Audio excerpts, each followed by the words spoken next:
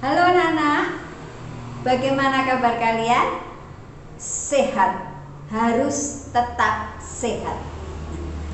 Anak-anakku yang tercinta, kalian sekarang sudah memasuki tahun ajaran baru.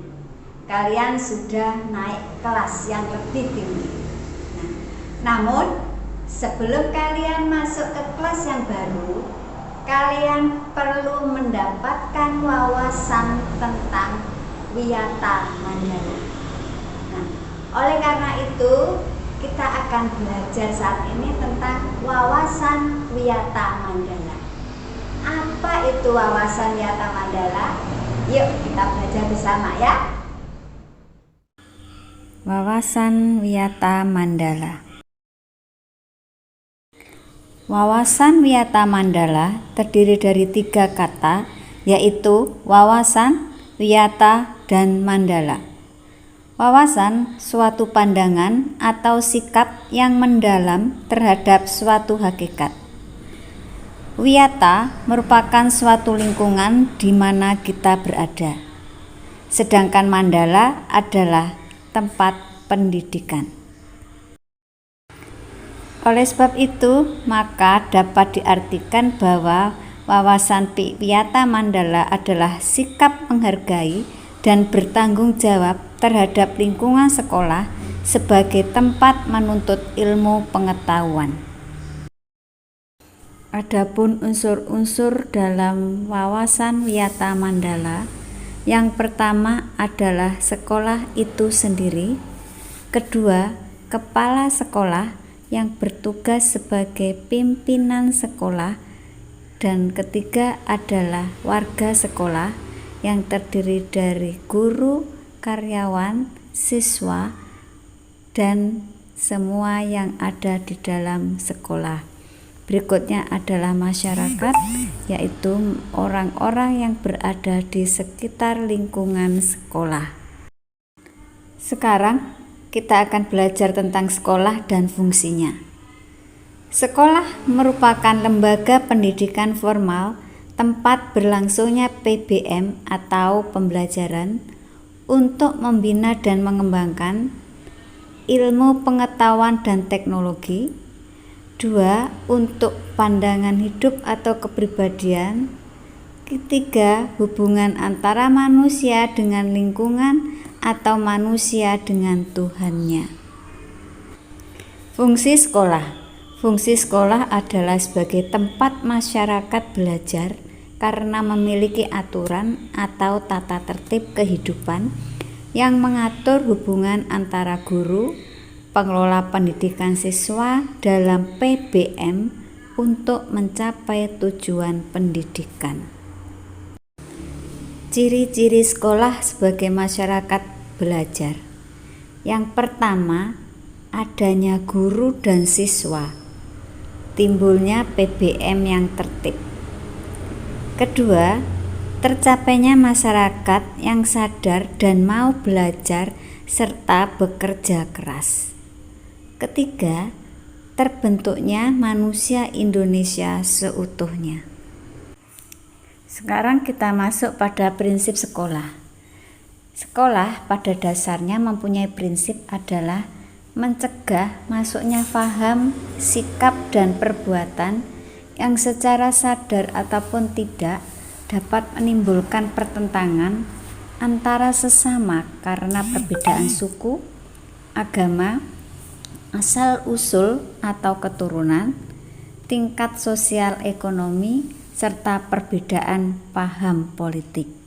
Jadi prinsipnya sekolah hanya berfungsi untuk belajar, bukan untuk kegiatan-kegiatan yang tidak ada hubungannya dengan sekolah. Coba anak-anak perhatikan contoh gambar di slide kalian.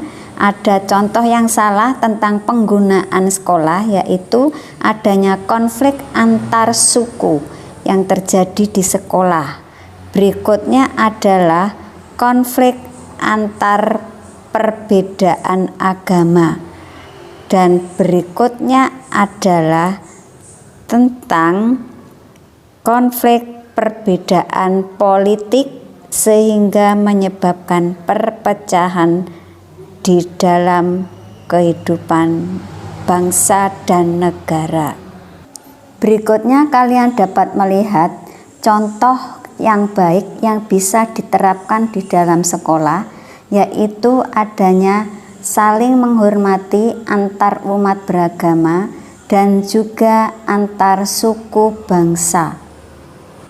Nah, anak-anak, sekarang apa saja sih yang bisa digunakan di sekolah itu? Nah, pada dasarnya sekolah itu adalah sebagai tempat proses kegiatan belajar mengajar. Tidak diperbolehkan dijadikan sebagai tempat satu, ajang promosi atau penjualan produk-produk perniagaan yang tidak berhubungan dengan pendidikan. Kedua, sekolah merupakan lingkungan yang bebas dari rokok. Jadi tidak ada dan tidak diperbolehkan warga sekolah untuk merokok di sekolah. 3. Penyebaran aliran sesat atau penyebarluasan aliran agama tertentu yang bertentangan dengan undang-undang. 4. Propaganda politik atau kampanye. Dan masih banyak lagi yang lainnya yang tidak ada hubungannya dengan sekolah. Sekarang perhatikan anak-anak, gambar di atas adalah penggunaan sekolah yang salah karena melakukan promosi penjualan. Untuk sekolah perlu adanya perhatian bahwa sekolah adalah kawasan tanpa rokok, sehingga semua warga sekolah dilarang untuk merokok, seperti contoh gambar di atas.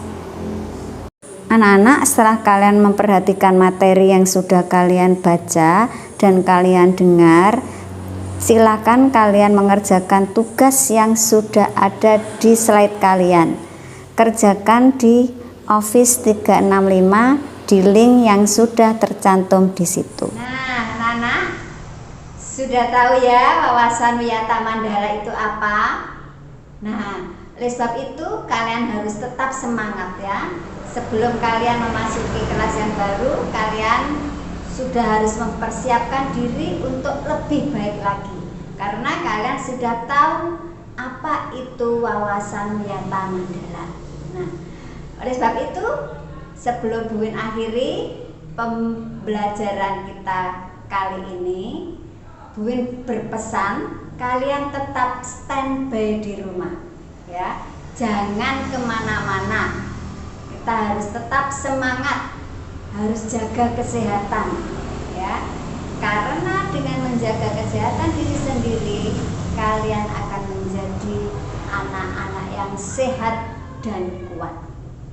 Oke, setelah itu Bu Win akhiri sampai di sini saja wawasan kalian tentang wawasan wiyata mandala.